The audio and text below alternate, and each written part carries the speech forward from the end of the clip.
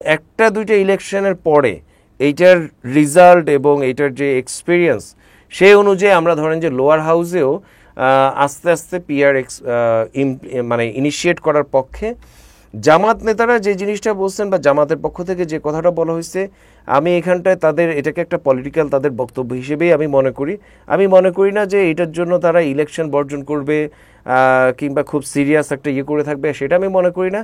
এটা হইতে পারে যে আমাদের যে ডিসকাশন টেবিল সেখানে আপনার একটা নেগোসিয়েশনের একটা পয়েন্ট। সো এটাকে আমি পজিটিভলি দেখি, কিন্তু আমি মনে করি যে এই লোয়ার হাউসে যেভাবে আসলে ইসলামিক দলগুলোর থেকে যেভাবে চাওয়া হচ্ছে, এইভাবে লোয়ার হাউসে পিআর করার জন্য বাংলাদেশ এই মুহূর্তে রেডি না, এবং এটা হিতে বিপরীত হইতে পারে, এটা বিপজ্জনক হইতে পারে। আওয়ামী লীগ কলকাতায় অফিস খুলেছে, এটাকে কিভাবে দেখছেন? আমার একটা বন্ধু খুব মজা করে বলছেন যে কলকাতায় অফিস খুলছে, আওয়ামী লীগ হচ্ছে পৃথিবীর একমাত্র দল যারা নিজ দেশে অফিস খুলছে হচ্ছে সবার পরে। মানে আগে ধরেন যে বাংলাদেশে করছে, এখানে করছে, কিন্তু তার যে দেশ যে কলকাতা বা তার দেশ যে ইন্ডিয়া, সেখানে সে সবার পরে গিয়ে তার অফিসটা খুলছে। সো এইটা মজা করে বললাম, কিন্তু বিষয়টা তো আসলে এরকমই। আওয়ামী লীগ তো আসলে কখনো বাংলাদেশের মানুষের পক্ষের রাজনৈতিক দল ছিল না, অন্তত 70-এর পরে বা 71-এর পরে 72 থেকে আওয়ামী লীগ যা করছে সে সবই করছে হচ্ছে বাংলাদেশের মানুষের বিপক্ষে করছে। শয়তান আপনার মাফিয়াতন্ত্র, আপনার মাফিয়া, আপনার পাচারকারী, তাদের পক্ষে কাজ করছে। এবং যদি আপনি বলেন যে কোনো দেশের কথা, অবশ্যই ইন্ডিয়ার পক্ষে আসলে আওয়ামী লীগ সব কিছু করছে। সো এখন সে ওখানে সরকার কি বলে অফিস খুলছে, এটা আমি মানে আওয়ামী লীগের একটা সফল পরিণতি আর কি। এই পরিণতিটাই তার হওয়ার কথা ছিল। বাংলাদেশে সে আর কোনোদিন যাতে অফিস খুলতে না পারে, এইটা আমাদের দেখার বিষয়, এবং এটা আমরা ইনশাল্লাহ অবশ্যই দেখব। জামাত ইসলামের পক্ষ থেকে বলা হয়েছে পিআর পদ্ধতিতে নির্বাচন না হলে আন্দোলনে যাবে, এই বিষয়টিকে কিভাবে দেখছেন? না মানে আমরা ধরেন যে আমরা 18 সালে আমরা যে রাষ্ট্রচিন্তা থেকে রাষ্ট্র সংস্কারের 7 দফা প্রস্তাব দেই, সেখানেও আমরা কিন্তু পিআর পদ্ধতির কথাই বলছিলাম। সেটার যে এক্সপ্লেনেশন আপনি দেখবেন যে নির্বাচন ব্যবস্থার মধ্যে আমাদের পিআর বলা আছে। কিন্তু আমরা কখনোই মনে করি না যে পিআর ব্যবস্থাটা আপনার ধুম করে বসায় দেওয়ার মতো। মানে ধুম করে পিআর, আপনি দেখবেন যে পিআর ব্যবস্থাটা হচ্ছে সম্ভবত পৃথিবীর 89 বা 91টা দেশে আছে, এবং প্রত্যেকটা দেশে ভিন্নভাবে আছে। মানে কোনো দুইটা দেশে একরকমের পিআর ব্যবস্থা নাই। মানে আমরা যদি পিআর ব্যবস্থা করি, আমাদের এখানে যদি করি, এইটা হবে ধরেন যে 92তম ভার্সন। সো এই যে এক্সপেরিমেন্ট, মানে এই যে ভিন্ন ভিন্ন ভার্সন, এটা কারণ কি, সবার নিজস্ব যে পলিটিক্যাল বাস্তবতা, সোশিও ইকোনমিক্যাল বাস্তবতা, শিক্ষার হার, এই সব কিছুর উপর ভিত্তি করে সে আসলে তার জন্য যতটুকু প্রয়োজন সেই জিনিসটা সে আস্তে আস্তে এক্সপেরিমেন্ট করে করে করে করে আসলে বের করে। সো আমরা যে জিনিসটা মনে করি যে লোয়ার হাউসে, বা যেটাকে আমরা জাতীয় সংসদ বলি, যদি আমাদের একটা আপার হাউস হবে বলে আমরা ধরে নিচ্ছি, লোয়ার হাউসে যেখানে মানুষজন ডিরেক্ট ভোট করে, এই জায়গাটা পিআর করাটা একটু বেশি চ্যালেঞ্জিং।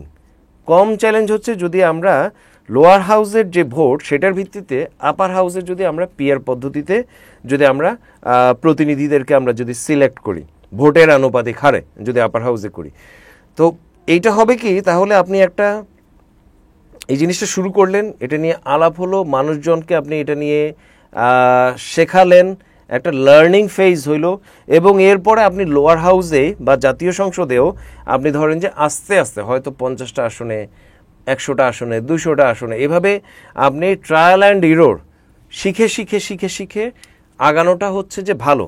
আমরা যখন আমাদের প্রস্তাব দিই, তখন আমাদের আপার হাউসের প্ল্যান ছিল না, এবং ইনফ্যাক্ট আমরা আপার হাউসের পরিকল্পনা আমাদের প্রস্তাব থেকে আমরা দেইনি, কিন্তু যখন এই আলাপটা আসছে আমরা এটাকে সমর্থন করছি, কারণ আমরা দেখতেছি যে অন্য যে ফরম্যাটগুলো আছে সরকারকে জবাবদিহি করার, সেগুলো আসলে এখানে ইনস্টল করার সুযোগ কমে যাচ্ছিল বা অনেক কম। সে কারণে আমরা বলছি যে আপার হাউসের বিষয়টা আমরা আসছি।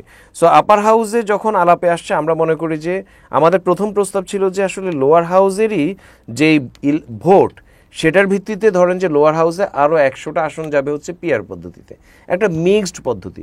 কিন্তু আমরা এখন মনে করি যে যদি আপার হাউস আমাদের আসলে করা সম্ভব হয়, যেটা আমরা খুবই আশাবাদী যে আমরা করতে পারবো, আপার হাউস করতে পারলে আমরা আপার হাউসেরটাই অন্তত পিআরের মাধ্যমে করতে চাই, এবং একটা দুইটা ইলেকশনের পরে এইটার রেজাল্ট এবং এইটার যে এক্সপিরিয়েন্স সেই অনুযায়ী আমরা ধরেন যে লোয়ার হাউসেও আস্তে আস্তে পিআর মানে ইনিশিয়েট করার পক্ষে। জামাত নেতারা যে জিনিসটা বলছেন বা জামাতের পক্ষ থেকে যে কথাটা বলা হয়েছে, আমি এখানটায় তাদের এটাকে একটা পলিটিক্যাল তাদের বক্তব্য হিসেবেই আমি মনে করি। আমি মনে করি না যে এটার জন্য তারা ইলেকশন বর্জন করবে কিংবা খুব সিরিয়াস একটা ইয়ে করে থাকবে, সেটা আমি মনে করি না। এটা হইতে পারে যে একটা আপনার আমাদের যে ডিসকাশন টেবিল, সেখানে আপনার একটা নেগোসিয়েশনের একটা পয়েন্ট।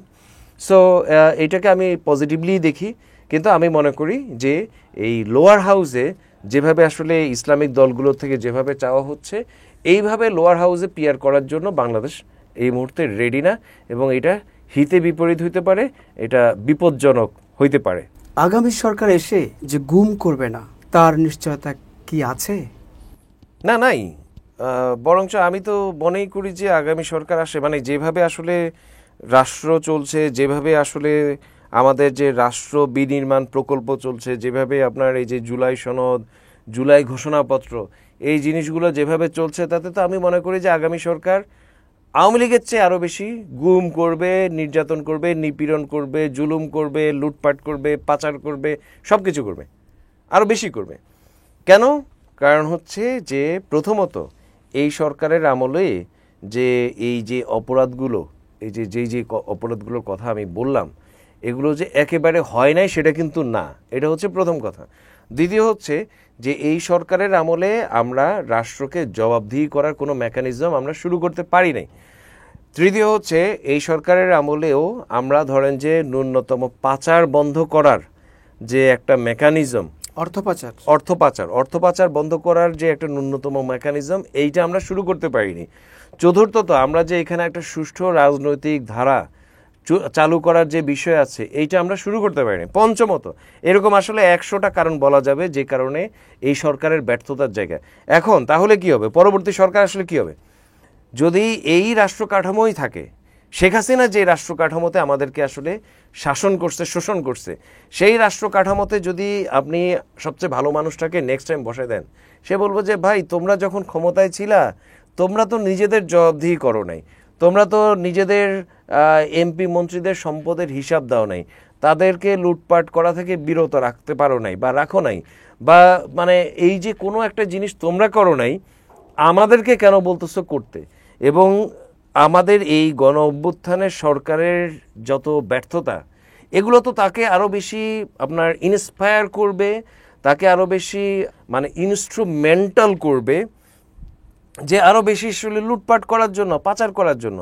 এরকম লুটপাট পাচার করার যখন অবারিত অফুরন্ত সুযোগ থাকে এবং কেউ নাই যে আপনাকে জিজ্ঞেস করবে বা আপনাকে ধরবে যে আপনি লুটপাট করতে পারবেন না বা আপনি কেন লুট করতেছেন, এই জিনিসটা বলার মতো কারো কোনো আপনার রাষ্ট্রীয় কোনো ক্যাপাসিটি নাই, তখন আপনি মানে সবচেয়ে ভালো মানুষটা ফেরেস্তা যদি বসে দেন, সেও তো আপনার আসলে লুটপাট করবে। এবং লুটপাট করার জন্য আপনি দেখবেন যে এই যে অপরাধগুলোর কথা বলতেছেন না, যে আপনার গুম করা কিংবা মনে করেন খুন করা কিংবা ধরেন যে বিনা বিচারে জেলে ফেলায় রাখা, এই যে যাবতীয় এই সব কিছু কিন্তু তারা করে একটা কারণে। এরা কিন্তু এমনি এমনি করে না, যে বা আমাকে দমন করার জন্য করে না, সে আমাকে এই জন্যই করে যে যাতে তার আসলে এখান থেকে সম্পদ পাচার করার তার যে একচ্ছত্র যে ক্ষমতা, এইটাকে নিশ্চিত করার জন্যই কিন্তু সরকারগুলো অন্যান্য জুলুমগুলো করে। জুলুম মূল উদ্দেশ্য হচ্ছে, দেখেন আমাদের এখানে রাষ্ট্র কাঠামো বানাইছে কারা? ব্রিটিশরা। কী জন্য রাষ্ট্র কাঠামো বানাইছে? যাতে সে আসলে এখান থেকে নির্বিঘ্নে সম্পদ আপনার লন্ডনে নিয়ে যেতে পারে, লুটপাট করতে পারে। ইংরেজি ডিকশনারিতে কিন্তু লুট শব্দটা, আমরা বাংলায় যে বলি লুটপাট, ইংরেজি ডিকশনারিতে লুট শব্দটা ঢুকে গেছে, LWT, এইভাবেই লুট হিসেবে এই লুট শব্দটা ঢুকছে। এত পরিমাণ লুটপাট তারা করছে। পাকিস্তানিরা একই কাজ করছে। আমাদের এই 54 বছরের প্রত্যেকটা সরকার কম আর বেশি একই কাজ করছে। অভ্যুত্থানের শক্তির সময়ও আমরা এই যে রীতি, এটাতে কোনো আমরা ব্রেক আনতে পারি নাই, কোনো একটা মেকানিজম আমরা তৈরি করতে পারি নাই, যে কারণে আমরা সরকারকে সাংসদদেরকে আমরা জবাবদিহি করতে পারবো। তাহলে পরবর্তী সরকার এসে কেন জবাবদিহি করবে? জবাবদিহি না করলে তাহলে তার যে অবারিত সুযোগ আছে লুটপাট করা সেটাই করবে, এবং লুটপাট করার জন্য তাকে অবশ্যই গুম করতে হবে, তাকে অবশ্যই বিনা বিচারে মানুষকে খুন করতে হবে, তাকে অবশ্যই আপনার রাজবন্দীদেরকে জেলে আটকে রাখতে হবে, সবই করবে এবং আরও বেশি করবে।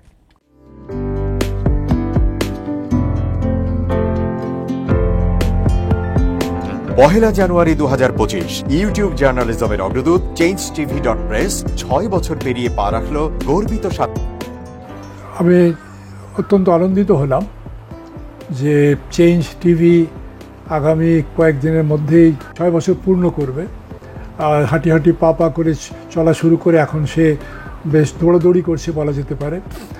ও নামটাও অত্যন্ত বলবো যে সিগনিফিক্যান্ট, যে চেঞ্জ, এই গণঅভ্যুত্থান কিন্তু চেঞ্জ চেয়েছে।